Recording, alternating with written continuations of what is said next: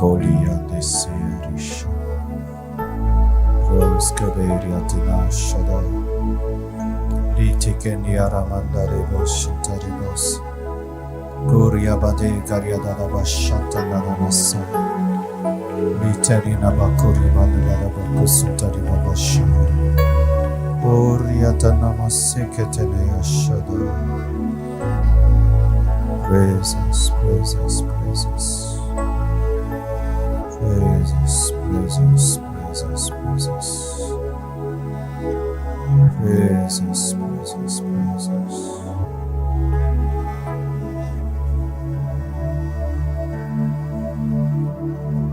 Naumela Naumela Naumela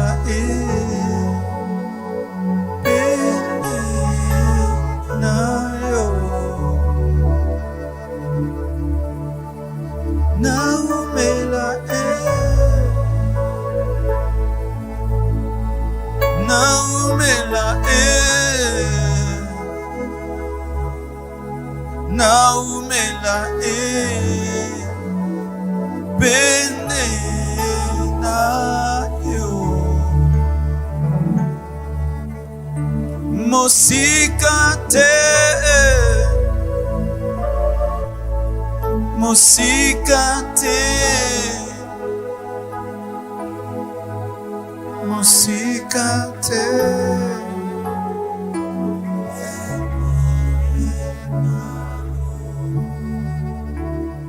Bénis ta parole. Bénis ton peuple. Aide-moi à libérer ton message. Bouleverse-nous, change-nous. Pour ta seule et unique gloire. Je m'en remets à toi, Père. Au nom de Jésus-Christ. Amen. Acclamons le Seigneur. Acclame, acclame, acclame. Plus fort. Encore. Encore. Amen. Salue ton voisin de gauche et de droite. Bénis-le. Bénis-la. Amen. Je vous salue tous au nom de Jésus. Merci, chorale. God bless you. Soyez les bienvenus dans votre chantier. Dis à ton voisin, bienvenue dans ton chantier. Excusez-nous, il n'était pas prévu que nous prions ici. Donc, on a dû décider à la dernière minute parce que, avec la pluie qui est tombée, il était impossible d'entrer au site 2. Alors, rapidement, on s'est débrouillé, la sono. Ça, c'est la sono du bus. Donc, heureusement qu'on a maintenant un bus évangélique. On a pris la sonorisation du bus, on a posé là. Et peut-être à côté de toi, il y a peut-être une motte des terres, il y a une poussière. C'était un chantier jusqu'à 7 heures du matin. Amen. Hein? Donc ça, on a fait vite. Faites quelque chose de présentable afin de vous accueillir. Ne soyez pas très exigeants. Amen. Mais c'est déjà pour nous un test de ce lieu. On disait qu'il y aurait trop d'écho, mais ça va, non? Le son est bon? Donc, on voulait avoir peur pour rien. Je vous assure, le son est bien. Vraiment, gloire à Dieu. Toute chose concourt au bien de ceux qui aiment Dieu. Ça nous permet de tester certaines choses avant le 15 juin. Nous allons continuer dans notre thème « Aimer, c'est ». Nous allons nous tenir debout. Nous allons beaucoup lire ce matin « Aimer, c'est » Matthieu 7, verset 12. Tout ce que vous voulez que les hommes fassent pour vous, faites-le de même pour eux, car c'est la loi et les prophètes. 2 Samuel 12, versets 1 à 16. L'Éternel envoya Nathan vers David et Nathan vint à lui et lui dit, il y avait dans une ville 2 hommes, l'un riche et l'autre pauvre. Le riche avait des brebis et des bœufs en très grand nombre. Le pauvre n'avait rien du tout, qu'une petite brebis qu'il avait achetée. Il la nourrissait et elle grandissait chez lui avec ses enfants. Elle mangeait de son pain, buvait dans sa coupe, dormait sur son sein et il la regardait comme sa fille. Un voyageur arriva chez l'homme riche et le riche n'a pas voulu toucher à ses brebis ou à ses bœufs pour préparer un repas au voyageur qui était venu chez lui. Il a pris la brebis du pauvre et l'a prêtée pour l'homme qui était venu chez lui. La colère de David s'enflamma violemment contre cet homme et il dit à Nathan, « L'Éternel est vivant, l'homme qui a fait cela mérite la mort. » Et il rendra 4 brebis pour avoir commis cette action et pour avoir été sans pitié. Et Nathan dit à David, « Tu es cet homme-là. Ainsi parle l'Éternel, le Dieu d'Israël. Je t'ai oint pour roi sur Israël, et je t'ai délivré de la main de Saoul. Je t'ai mis en possession de la maison de ton maître. J'ai placé dans ton sein les femmes de ton maître, et je t'ai donné la maison d'Israël et de Juda. Et si cela eût été peu, j'aurais encore ajouté. Pourquoi donc as-tu méprisé la parole de l'Éternel en faisant ce qui est mal à ses yeux?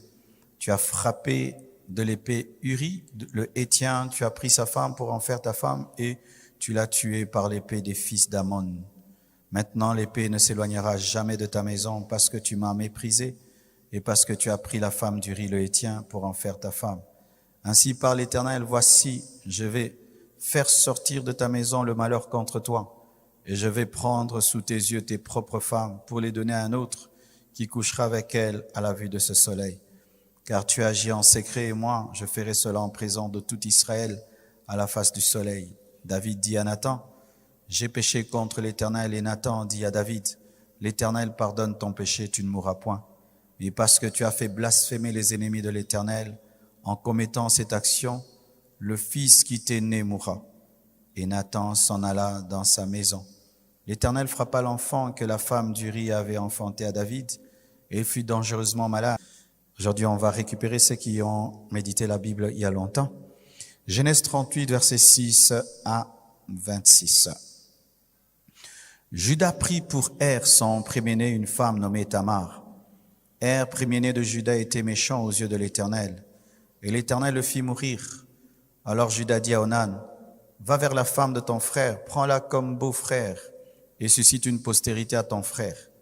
Onan, sachant que cette postérité ne serait pas à lui, se souillait à terre lorsqu'il allait vers la femme de son frère, afin de ne pas donner de postérité à son frère.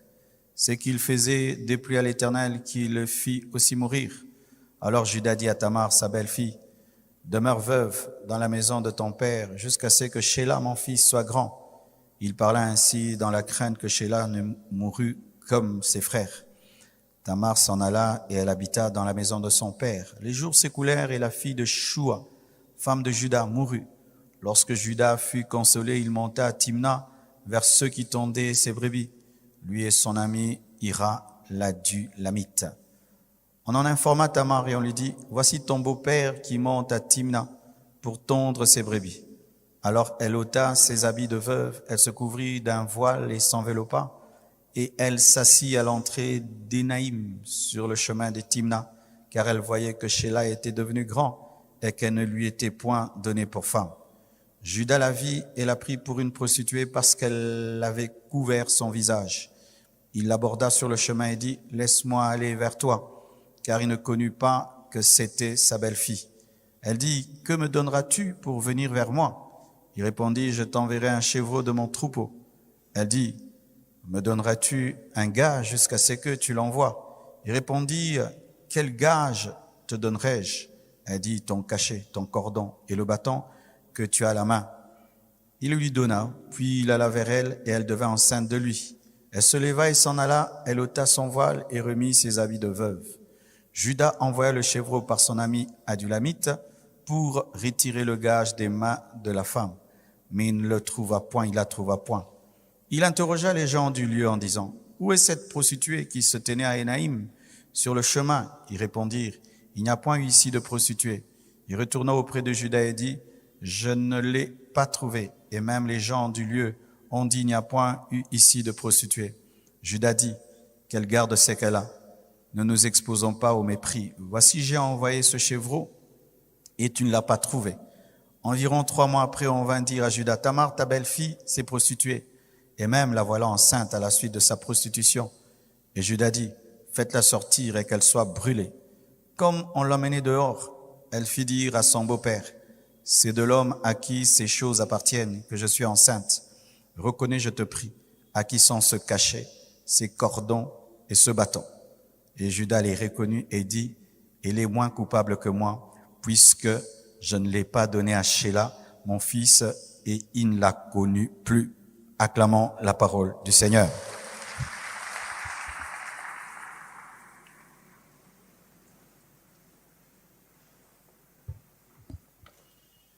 Je vois que certains ne sont pas assis.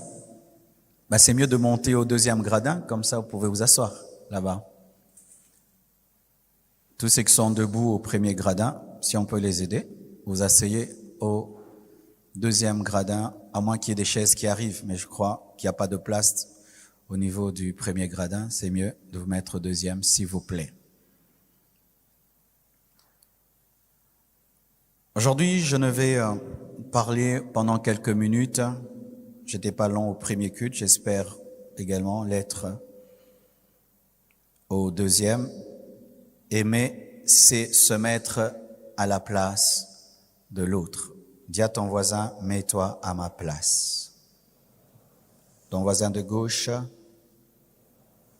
ton voisin de droite, ton voisin de devant, ton voisin de derrière, seulement ton voisin qui t'a parlé.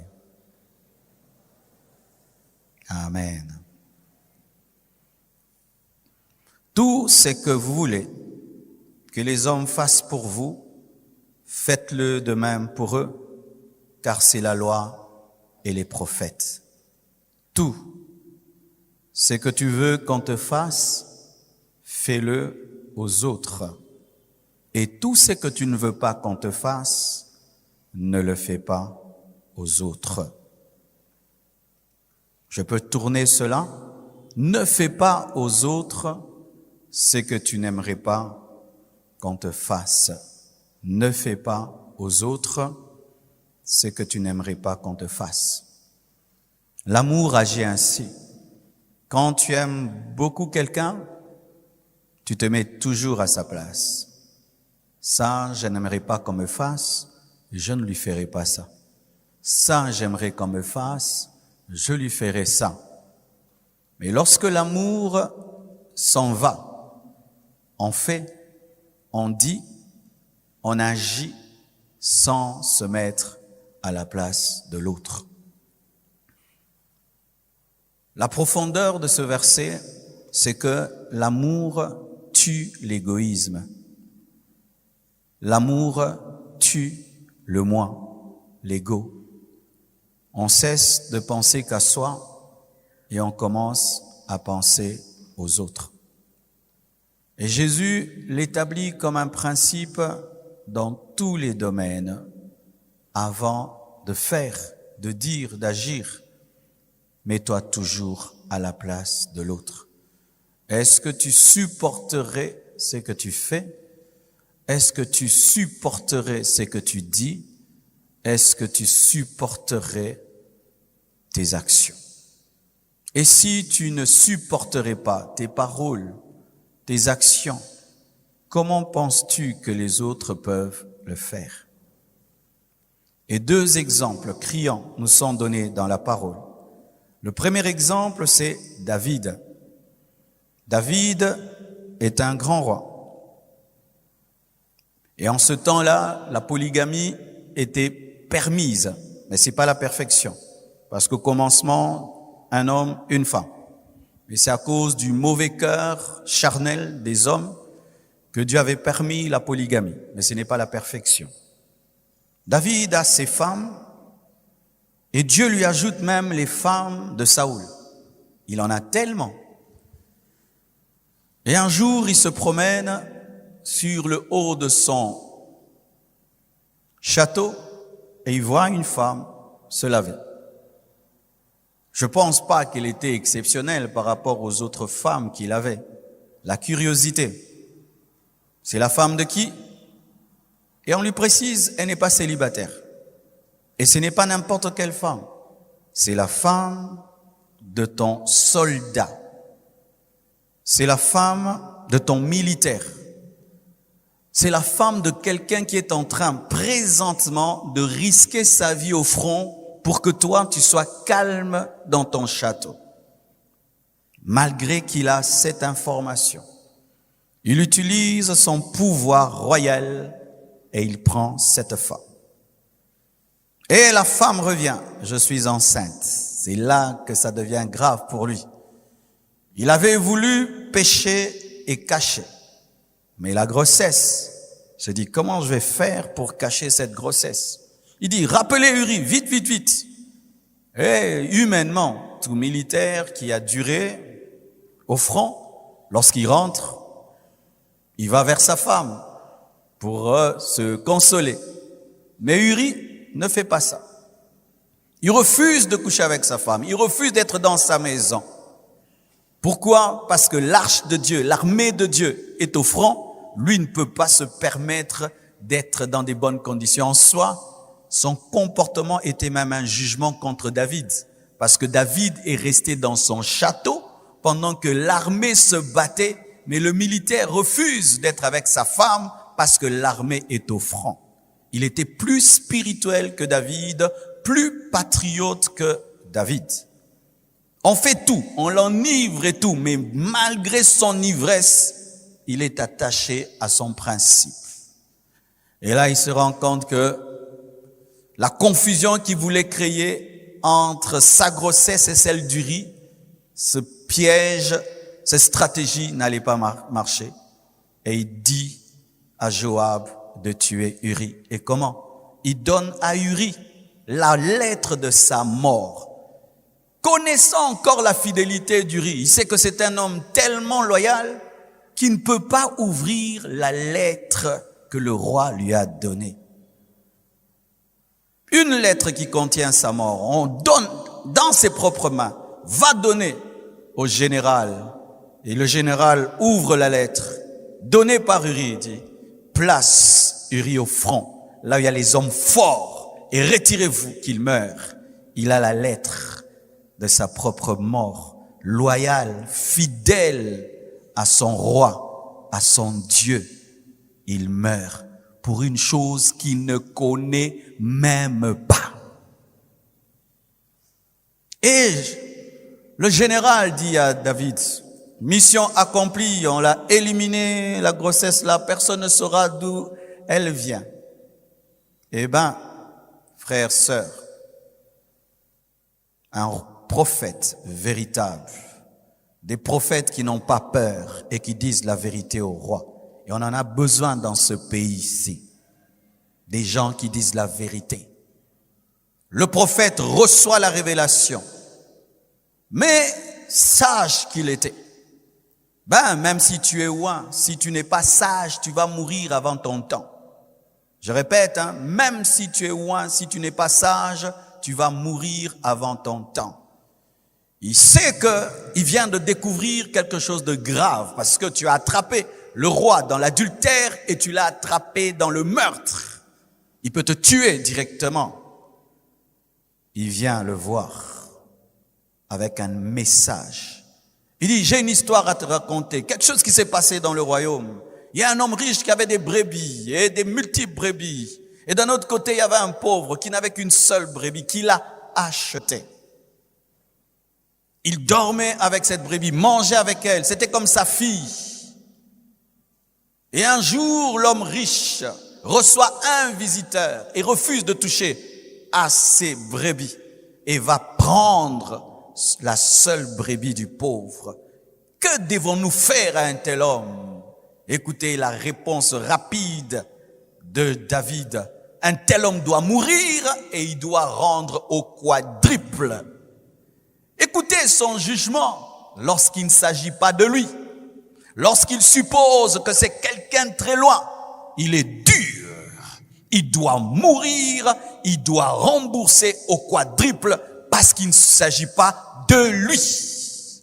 Mais quand on lui dit, cet homme-là, c'est toi. Il change directement. Que Dieu me pardonne, j'ai péché. Vous savez pourquoi David a fait cela? C'est un homme qui n'avait pas l'amour de son prochain. C'est un homme qui, lorsqu'il jugeait les autres, il était dur, mais quand il s'agissait de lui-même, il était compatissant. Et lorsqu'on lui retourne, on dit, cet homme qui doit mourir, c'est toi. Et cet homme qui doit rembourser 4 fois, c'est toi. Il dit que Dieu me pardonne. Pourquoi il n'avait pas dit au commencement que cet homme doit être pardonné? Parce que c'était l'autre. Quand c'est l'autre, il faut voir comment on est exigeant. Quand c'est l'autre, il faut voir comment on est méticuleux. Quand c'est l'autre, il faut voir comment on sort tous les versets bibliques. Mais quand c'est nous, Père, pardonne-moi.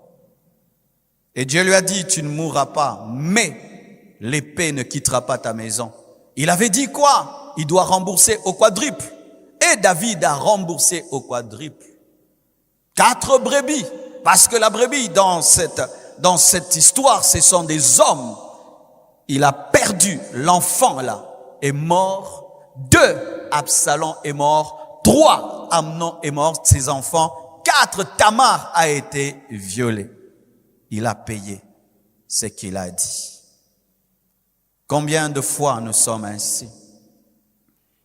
Quand il s'agit des péchés des autres, quelle dureté nous manifestons. Quand il s'agit des péchés des autres, on est les premiers à les exposer. Quand il s'agit des faiblesses des autres, on est les premiers à courir. Mais quand il s'agit de nos faiblesses, on implore la grâce, la miséricorde, le pardon, la compréhension, un manque d'amour. Autant tu veux qu'on soit compatissant envers toi. Sois compatissant envers les autres. Autant tu veux qu'on te manifeste de l'amour. Fais de même avec les autres. Il est facile, mes frères, de prendre la pierre pour jeter sur la femme adultère jusqu'à ce que Jésus dise que celui qui n'a jamais péché lance la première pierre. Apprends à voir dans tout homme autour de toi, toi-même. Parce que tu es dans tout homme. Dans tout homme. Et Jésus appelle l'homme ton prochain. Pas ton lointain, ton prochain. Lorsque j'allais à l'école, un principe m'avait été donné par mon père. Il m'avait dit ceci: vois dans tout professeur ton père et tu verras que tu respecteras tout professeur. Et je vous dis, j'étais païen. Je ne tourmentais pas les professeurs, même si j'étais païen, parce que je voyais dans chaque professeur mon père. Est-ce que j'aimerais que si mon père était professeur, est-ce que j'aimerais qu'il soit tourmenté par un élève de 15 ans? Non. Alors je ne le ferai pas. Est-ce que tu peux te voir dans ton professeur? Tu peux te voir dans ton chauffeur? Tu es un chauffeur, tu lui parles n'importe comment. Si toi, tu étais un chauffeur, tu aimerais qu'on te parle comment? Tu as des domestiques, tu les traites comme des choses. Si toi, tu étais domestique, tu aimerais qu'on te parle avec quel ton? Avec quel ton? Avec quel ton de voix? Souvent, mes frères, nous vivons sans amour parce que nous ne nous voyons pas dans les autres. David, si cet homme existait, que c'était pas lui, il allait le tuer et lui prendre tout ce qu'il avait. Mais quand il a s'agi de lui, il a jeûné, il a prié, il a imploré Dieu.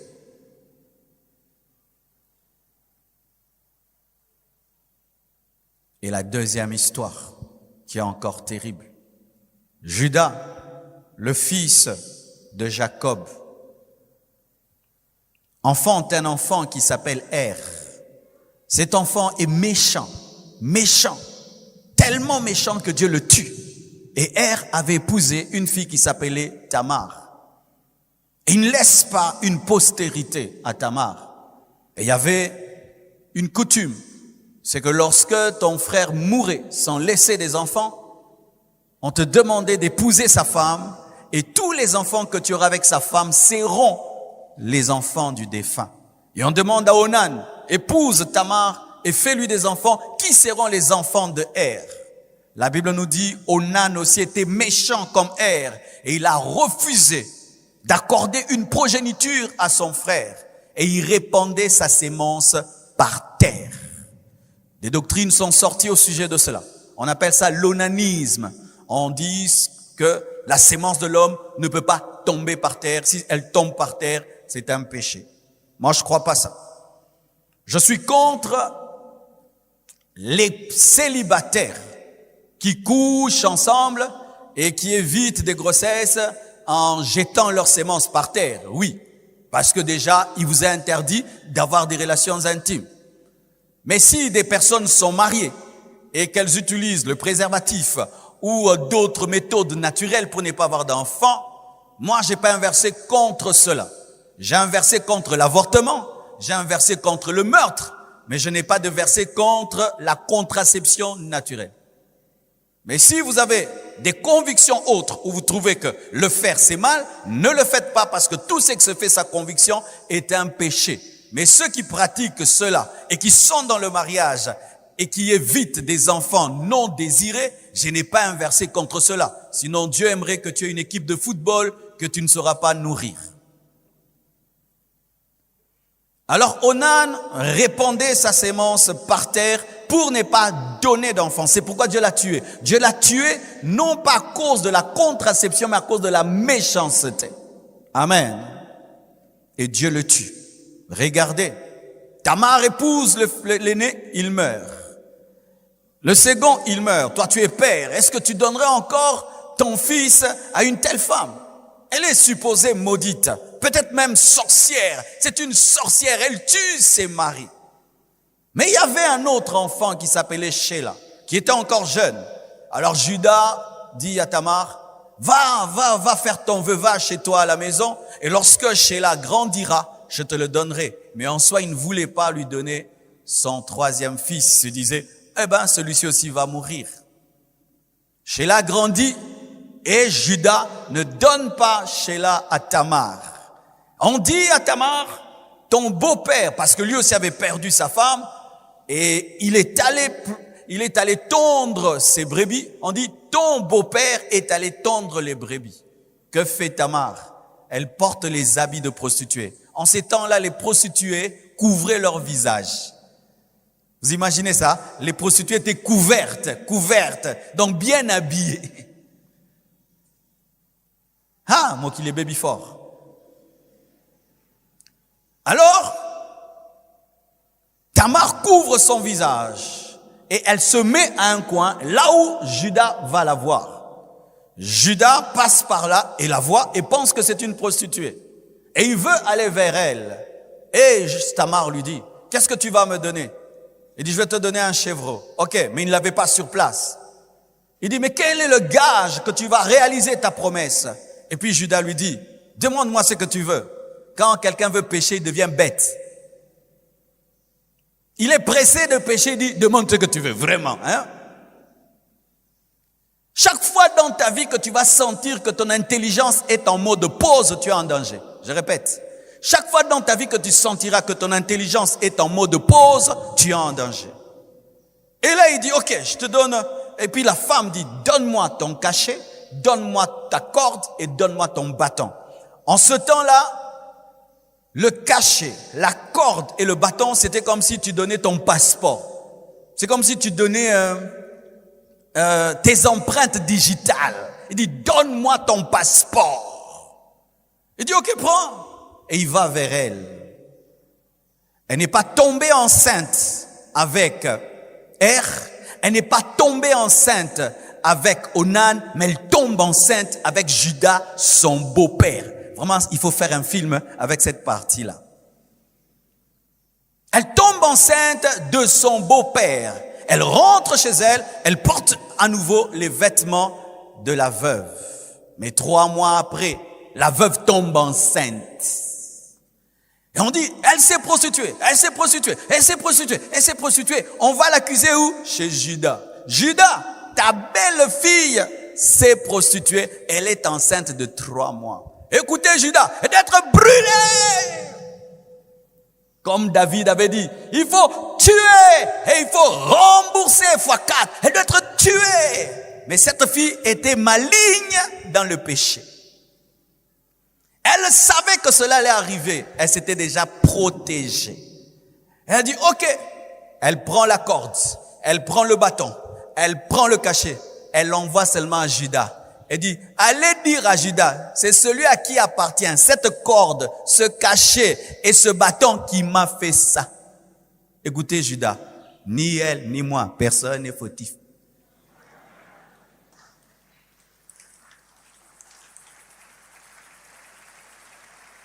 Moi, je ne savais pas que c'était ma belle-fille parce qu'elle s'était couverte.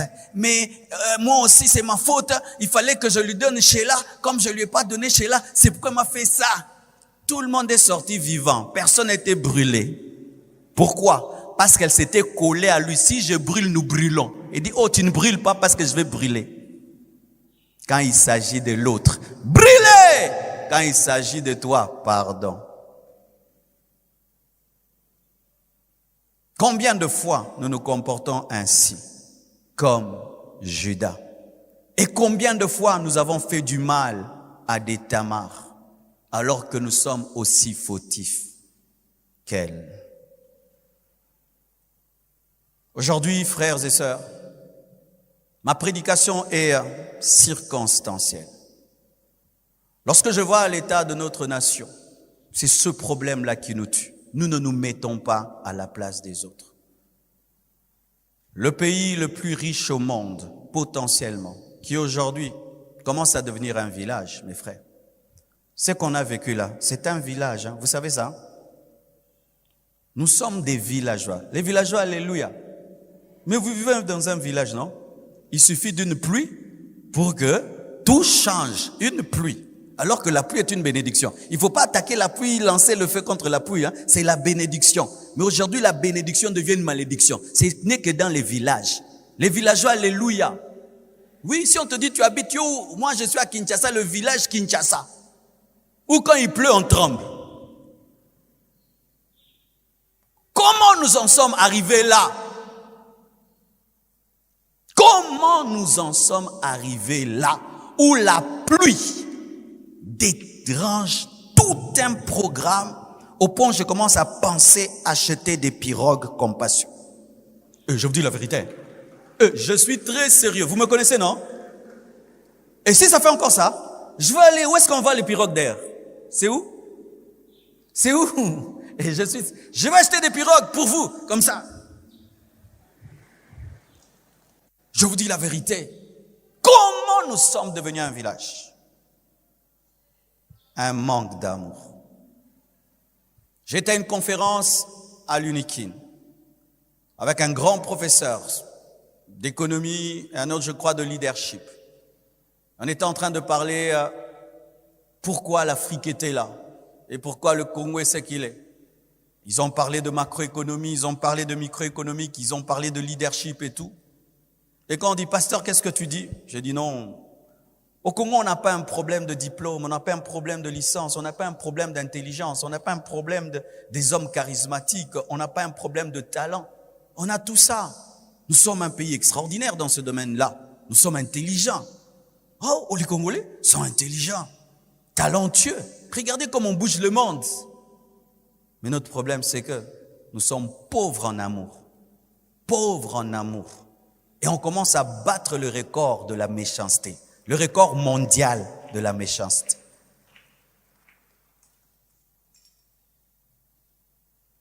Certains volent les fruits. Nous, on vole les fruits, la branche, la tige, les racines. On déterre même l'arbre. Et puis on vole la terre. Mais c'est ce qui a fait ça, non? Il y a 12 ans, 13 ans, il y avait un goudron ici, c'est parti. Nous construisons sur des caniveaux. Tu mets ta maison sur un caniveau. Toi, tu es heureux. Tu as une maison. Mais ce que ça crée autour, c'est pas ton problème. La nuit, pendant que tout le monde dort, tu ouvres ta toilette. Tu répands les excréments sur l'avenue. Toi, tu as débouché ta toilette. Mais la typhoïde, les maladies que ça crée, c'est pas ton problème. Toi, tu as acheté ta maison. Mais toutes ces personnes qui ne sont pas payées, là n'est pas ton problème. Tu t'es acheté une maison. Mais tous ces pères et toutes ces mères qui ne peuvent pas assurer le futur de leurs enfants, ça, c'est pas ton problème. C'est toi, toi et toi. Et si même, on peut parler dans des petits domaines. Regarde comment tu es dur avec ta sœur. Tu viens d'où? Tu vas où? Mais regarde comment tu es en train de prendre la virginité de la sœur de l'autre et de la faire avorter. Le même garçon-là, qui est dur avec ses sœurs. Mais qu'est-ce que tu fais aux sœurs des autres? Regarde comment tu maltraites le frère de l'autre qui t'a épousé.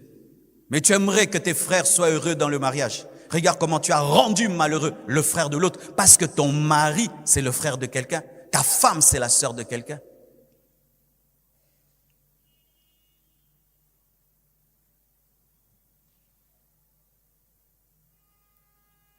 Tu aimerais que ta sœur se marie à quelqu'un qui la maltraite?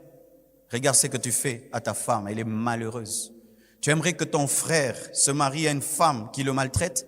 Regarde ce que tu fais à ton mari qui est malheureux. Tu aimerais que quelqu'un puisse jouer avec tes enfants, mais c'est ce que tu fais, tu joues avec les enfants des autres. Tu aimerais que quelqu'un un jour te prenne toutes tes économies, mais regarde, tu as escroqué quelqu'un, tu lui as tout pris. Moi.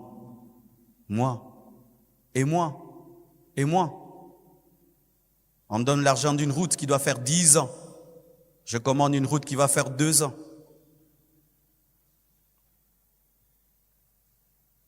Et tous, nous prions. Aujourd'hui, nous tous, les chrétiens, ce sont nous qui sommes partout aujourd'hui.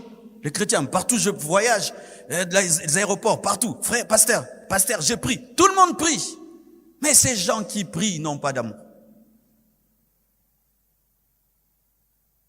Ces gens qui prient n'ont pas d'amour. Pourquoi toutes ces années je suis avec vous? Je me garde discipliné. Je n'aimerais pas que ma fille prie dans une église et que le pasteur joue avec elle. C'est pourquoi je ne peux pas jouer avec toi. Parce qu'en chacune de vous, je vois Choukrani, je vois Chifra. Est-ce que nous pouvons voir nos enfants dans les enfants des autres? Est-ce que nous pouvons voir nos parents dans les parents des autres? Est-ce que nous pouvons voir nos sœurs dans les sœurs des autres? Est-ce que nous pouvons voir nos frères dans les frères des autres? Est-ce que nous pouvons voir nos grands-mères, nos grands-pères dans tous les vieillards? Dans tous les vieillards. Tu es dans un bus, un vieillard est debout et toi tu es assis. Mais si c'était ton pépé, si c'était ta mémé, tu aurais vu te donner ta chaise. Mais c'est ton pépé, c'est ta mémé. C'est ton pépé, c'est ta mémé. Chaque vieillard, c'est ton grand-père. Chaque père, c'est ton père. C'est comme ça qu'on a grandi. Nous, on a grandi comme ça. On ne manquait jamais du respect à quelqu'un qui a l'âge de ton père, parce que c'est papa. Dieu qu'on a vieux. Hé, aujourd'hui, et la méchanceté amène la destruction. Qu'est-ce que tu n'aimerais jamais qu'on te fasse? Ne le fais jamais à quelqu'un. Qu'est-ce que tu aimerais qu'on te fasse? Fais-le à quelqu'un. C'est ça l'amour. C'est ça l'amour. Et je vous assure, que ce soit dans l'amitié, que ce soit dans le couple, que ce soit dans une église, que ce soit dans une nation, lorsque cela devient un principe, cette nation ne peut que décoller. Ne peut que décoller, mes frères. J'ai aimé ce qu'un jour Grégory Toussaint a dit. Il a dit, les Africains ont la spiritualité de Jésus, mais ils ont perdu les principes de Jésus. La spiritualité de Jésus, c'est jeûner, c'est prier, veiller. Ça, nous l'avons. Et nous sommes champions. Mais les principes de Jésus, c'est se mettre à la place de l'autre. À la place de l'autre. Qu'est-ce qu'il ressent? Tu sors avec ton chauffeur, toi tu manges, lui n'a pas mangé. Il a un estomac comme toi. Dis-lui, prends ça aussi, mange. Alléluia les patrons. Alléluia les chefs. Si toi tu as faim, il a faim. Si t'a accompagné toute la journée et que toi, à un certain moment, tu n'en peux plus, lui aussi n'en peut plus. Il n'en peut plus. C'est comme ça que les nations européennes se sont développées. Parce que le christianisme est passé par là. Même s'ils ont rejeté Jésus, ils ont rejeté la Bible, mais ils ont gardé les principes de la Bible. Ils ont gardé les principes de la Bible. Tu tombes là, tout le monde vient et va t'amener à l'hôpital. Mais ils ne sont pas des chrétiens, mais ils se voient en toi s'il est tombé. Donc, moi aussi je sens, on prend soin de toi. Mais nous, l'autre n'est pas toi. C'est pourquoi tout ce qui est communautaire est détruit. Les stades sont détruits. Les bus sont détruits. Tout ce qui est communautaire est détruit.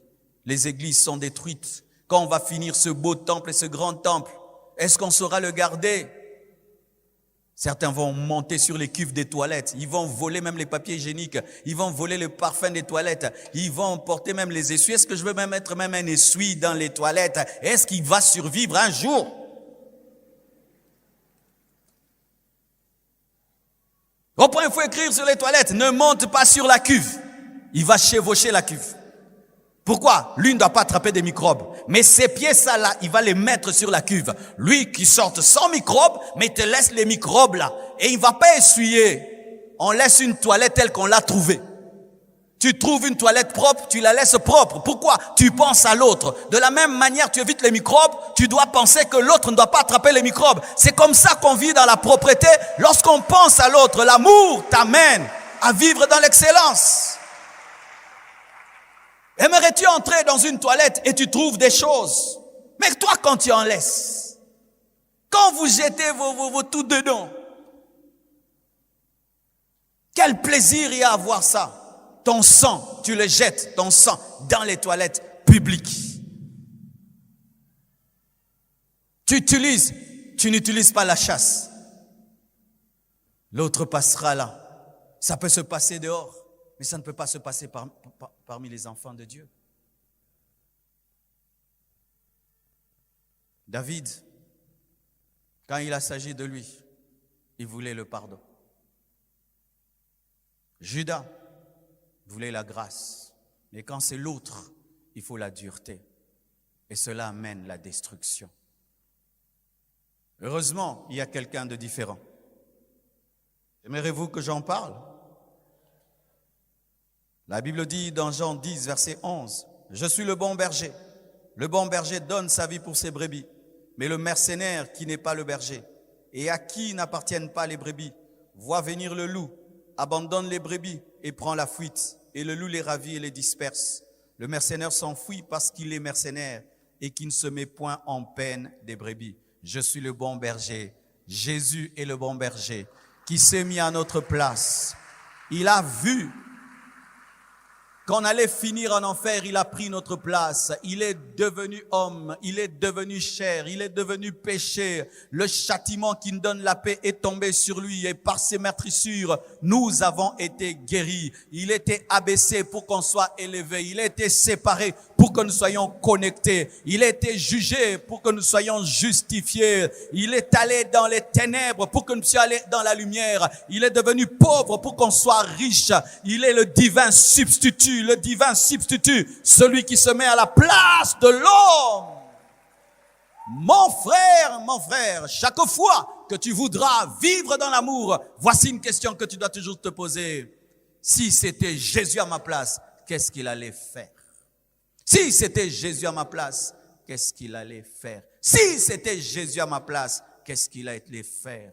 Frère, chaque fois que tu penseras ainsi, tu ne feras du mal à aucun homme. Chaque fois que tu penseras ainsi, jamais tu ne détruiras l'autre. C'est Jésus le modèle. C'est Jésus le modèle. C'est Jésus le modèle. C'est Jésus le modèle. C'est Jésus le modèle. Ne dis jamais, tout le monde le fait, et pourquoi pas moi? Toi, tu es différent. Toi, tu es disciple de Jésus. Et si nous sommes chrétiens, c'est pour amener la différence dans ce pays. C'est pour amener la différence. Mais souvent, les chrétiens, on nous dit, oui, je suis la lumière du monde. Je suis le sel de la terre. Je suis la lumière du monde. Je suis le sel de la terre. Je suis la lumière du monde et je suis le sel de la terre. Donne-moi la main, hein?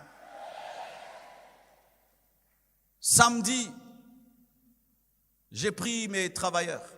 J'ai dit, on sort. On va aller balayer l'avenue. Pas l'église, l'avenue. J'ai donné à chacun d'eux une prime. Une petite prime, seulement de motivation.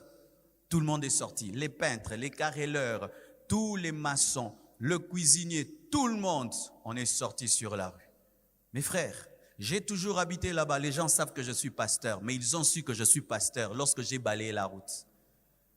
Et je me suis dit, si j'étais le voisin d'un homme et qu'un jour ils viennent balayer devant chez moi, je serais marqué à vie. Mes voisins ont été marqués à vie. J'ai enlevé leurs poubelles, j'ai enlevé la saleté devant chez eux. Il y a même un qui écrit sur Internet, oui, vraiment, le pasteur est venu devant chez moi. Il y a plusieurs manières de prêcher, mais l'amour ne rate jamais. L'amour ne rate jamais. L'amour ne rate jamais. L'amour ne rate jamais. Et quand je regardais l'avenue, c'était beau, tout le monde a construit quelque chose de beau. Mais j'ai vu 2 parcelles qui n'étaient pas belles. J'ai eu la pensée d'aller peindre leur maison. J'irai les voir bientôt. Toc, toc, toc. Bonjour voisin, j'aimerais te mettre la peinture. Est-ce que tu me le permets? Pourquoi? Mais pour que ce soit beau chez toi, comme c'est beau chez moi. Comme ça, toute l'avenue est belle. Mais une peinture coûte combien pour peindre un mur? C'est $20, $30. Mes frères, nous dépensons $20, $30 dans des unités, dans des restaurants. Mais tu peux bouger un quartier. Tu peux changer un quartier. Il y a des choses qui se feront sur la terre que lorsque tu vivras dans l'amour, mets-toi toujours à la place de l'autre. Mets-toi toujours à la place de l'autre. Toujours à la place de l'autre. Toujours à la place de l'autre. Tu vois un couple qui s'entend bien, tu viens déranger là-bas. Toi, tu connais les prix qu'ils ont payés pour être ensemble. Tu connais le prix qu'ils ont payé pour être ceux qui sont. Toi, tu vas venir seulement pour satisfaire ta curiosité et tu détruis une famille, tu détruis des enfants. Est-ce que toi, tu aimerais, tu as un couple qui marche, que quelqu'un vienne le détruire? Non, mets-toi à la place de l'autre. Quelqu'un a sa réputation, toi tu viens, tu détruis, mets-toi à la place de l'autre. Si on se mettait à la place des autres, mes frères, ce pays serait grand. Ce pays serait grand. Ce pays serait grand. Comme je l'ai dit au premier culte, mes frères, quand je me mets à la place des fidèles, je me dis, qu'est-ce que les fidèles sentent? Ils sont venus dans une église qui était petite comme ça. Contribuant pour la parcelle, on achète la parcelle. Ils ont donné. Contribuant pour la construction, ils contribuent. Après-demain, oh, vous voyez, cette parcelle-là, c'est la fondation Tunasi et c'est pour mes enfants. C'est l'escroquerie. Je n'aimerais jamais qu'on m'escroque. Je ne vous escroquerai pas. Cette église est à vous. Ce temple est à vous. Ce n'est pas l'héritage d'Oracle. Ce n'est pas l'héritage de Choukrani. Ils ont leur héritage. Ça, c'est pour nous tous. Non pas que je dis que l'enfant d'un pasteur ne peut pas succéder à son père ou une femme. Si elle a l'appel, si l'enfant a l'appel, si la femme a l'appel, oui. Mais si la femme n'a pas l'appel, si l'enfant n'a pas l'appel, il ne peut pas succéder à son père. Sinon, c'est un héritage familial. Et si nous faisons cela, qui dit que l'enfant de mon enfant aura l'appel? Si je fais de cette église, l'église Tounas, qui dit qu'à chaque génération, il y aura un ouin? Nous ne sommes pas des familles lévitiques dans le Nouveau Testament. Nous devons ouvrir. Soit ça tombe dans la famille, soit en dehors de la famille. Et si la famille assure la relève, ce n'est pas pour en faire une église familiale. C'est parce que tu as l'appel. Parce qu'il peut se faire que le fils a l'appel, mais le fils du fils n'a pas l'appel. Ça entre dans l'église. Et toi aussi, quand on te laissera, n'en fais pas aussi la chose de votre famille. Papa Moussou que la bango boye, il y a détourné vision, et comme il s'y quoi famille la bango, yo boye comme ma famille tunasi, et comme il y a famille, kabongo, nzamba bomayo, abomayo, soro mekiango, nzamba bomayo. Personne amen, hein? Moi qui devais le faire, j'ai donné ma jeunesse pour ce travail. Mais je ne vais pas le faire. Toi maintenant, tu viens, tu changes les statuts, tu changes. Que Dieu te tue. Okinga, éthique à la YouTube, hein? Vidéo oyo.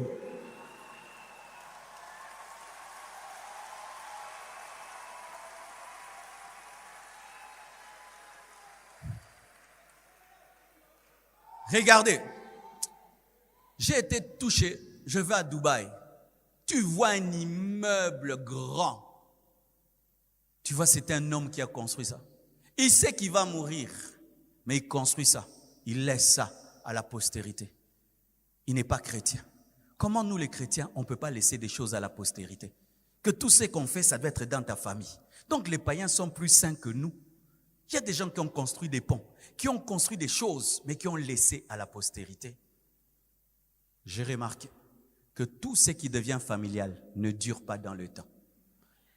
L'Église catholique demeure parce qu'elle n'appartient à personne. Le pape est mort, ça n'a pas tremblé, parce que ça n'appartient pas à la famille du pape. L'Église protestante demeure parce qu'elle n'appartient à personne. Wesley a engendré le méthodisme, mais n'a pas laissé le méthodisme à sa famille. C'est pourquoi on parle encore du méthodisme. Et j'ai compris quand j'étais en prière, si je veux que cette Église, après moi, parce que Jésus peut revenir dans 200 ans, hein, il est souverain. Si je veux que l'Église Compassion, après 200 ans, existe, ça doit appartenir à tout le monde. C'est dire que le leader s'en va, mais le statut maintenant protège l'Église. Et des avocats protègent l'Église. Et des anciens protègent l'Église. Toi, on te donne l'Église, tu as un salaire. Tu meurs, on cherche un autre pasteur. Comme les églises protestantes. C'est seulement ça qui va durer. Mais quand ça commence à faire des détournements de visions et de doctrines, c'est quand ça meurt. Parce que ça peut tenir pendant la vie de celui qui prend, mais pendant la vie de l'enfant, ça disparaîtra. Et un travail comme ça, on a souffert, on a pleuré, il ne disparaîtra pas. Et pour qu'il ne disparaisse pas, il faut le s'aimer dans l'amour. C'est la sémence de ma jeunesse. Comme ça, même après 100 ans, on dira qu'il y avait un Marcelo qui a laissé cette église à tout le monde. Cher homme de Dieu, vous qui m'écoutez, vous qui changez vos églises en entreprise familiale, qui te dit que l'enfant à qui tu as laissé aura un enfant, qui aura un enfant ouin, et puis ouin, et lui sera accepté comme toi? On risque de vous laisser vos temples vides et les fidèles vont ailleurs, car les temples peuvent appartenir à la famille, mais pas les humains. Je peux dire, ça c'est pour la famille Tunasi. Toi, tu es de la famille Tunasi, tu es obligé de rester là.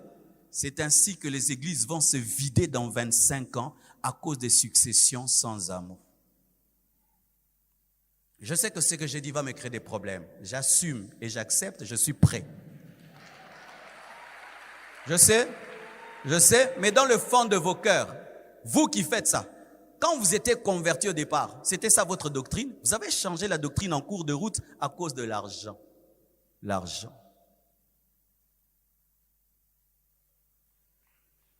L'argent. Alors,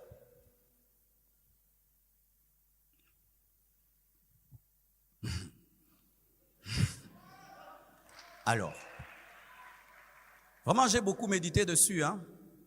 Je dis, comment un homme de Dieu peut finir un jour par laisser l'église à sa famille? C'est parce qu'ils ont vu que quand le pasteur meurt, l'église maltraite les familles des pasteurs et le train de vie des enfants des pasteurs baisse. Et il y a même des enfants des pasteurs qui deviennent des mendiants ecclésiastiques. Et ils ont dit non, ça ne va pas m'arriver. Alors je donne ça directement à mes enfants. Non, ça c'est Usa qui veut aider l'arche qui penche. Voici ce qu'il faut faire. Il faut protéger la famille de l'église et l'église de la famille. Il faut établir une loi qui dit que même si l'homme de Dieu s'en va, l'église a l'obligation de continuer à prendre soin de ses enfants, qu'ils prennent la relève ou pas. Comme dans les pays organisés, quand quelqu'un cesse d'être président, on continue à prendre soin de lui. Ainsi, la famille du pasteur ne viendra pas déranger l'église parce que l'église a de l'amour pour elle.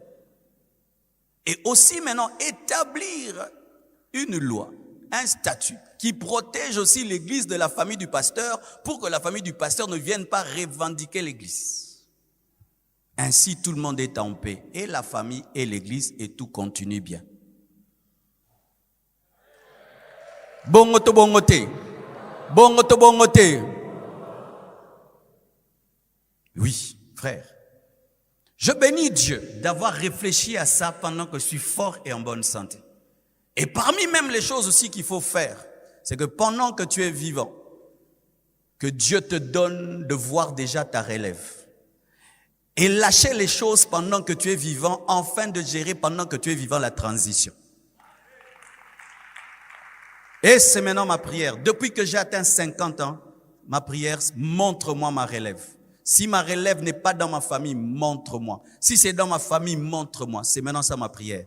Et des fois, je regarde certains, tu ne sais pas, j'ai des grands projets pour toi, mais Marambo, ça, la note, allez, frère, Mais oui, je suis en train de prier comme ça maintenant. Parce que c'est bien que toi-même tu puisses coacher la relève. Et que toi-même tu puisses introduire la relève. Et tu es là comme si tu n'es pas là. Et tu vois comment les choses se passeront quand tu ne seras pas là pendant que tu es là. Les païens le font. J'ai vu ça au Botswana. Un président qui est en place, il montre déjà quelqu'un d'autre.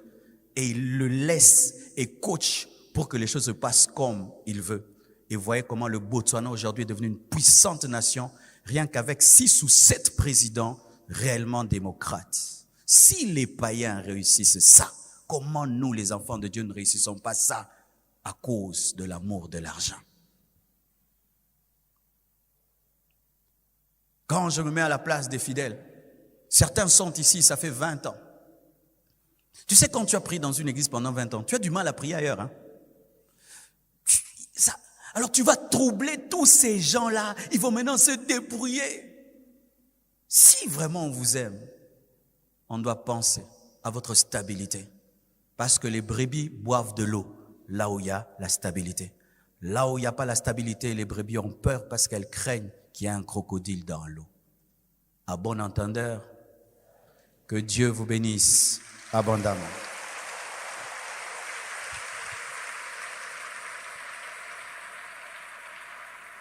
Tu vas mettre ta main sur ton cœur et tu vas demander à Dieu l'amour qui te permet de te mettre à la place des autres.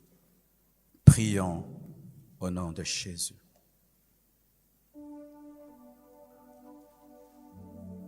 Je prierai pour toi, tu prieras pour moi.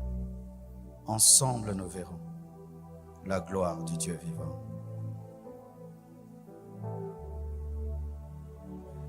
Je prierai pour toi, tu prieras pour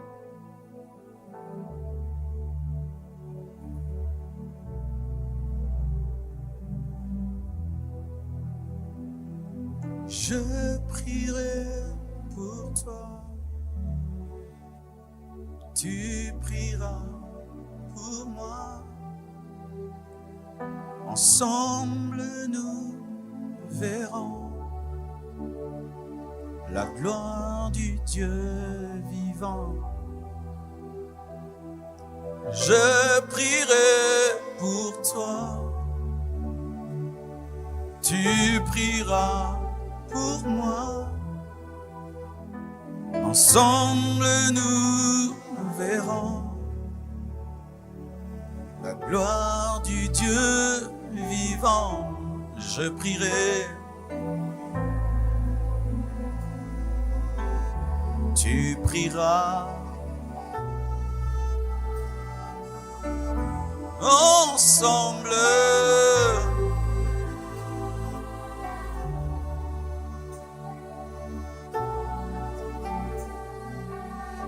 je prierai,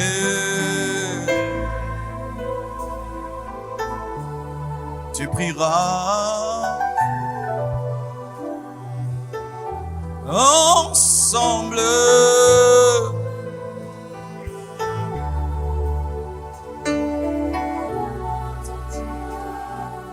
oh, je prierai pour toi,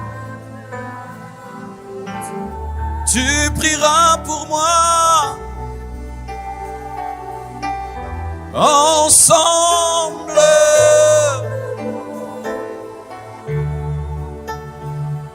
la gloire de Dieu. Seigneur, nous ne voulons pas être comme David. Nous ne voulons pas être comme Judas. Nous voulons être comme toi. Toi qui as donné ta vie pour nous. Accorde-nous chaque fois de penser à l'autre, à sentir les choses à la place des autres. Et à toujours méditer avant de parler, d'agir et faire quoi que ce soit. Car nous sommes prochains l'un de l'autre. Nous sommes dans le même corps. Seigneur, tellement de choses à dire à ce sujet. Mais je crois que ton esprit est capable d'implémenter ce message dans le cœur de chacun de nous. Père, je te prie qu'il ne soit pas volé. Transforme-nous, délivre-nous, au nom puissant et glorieux de Jésus. J'ai ainsi prié. Amen.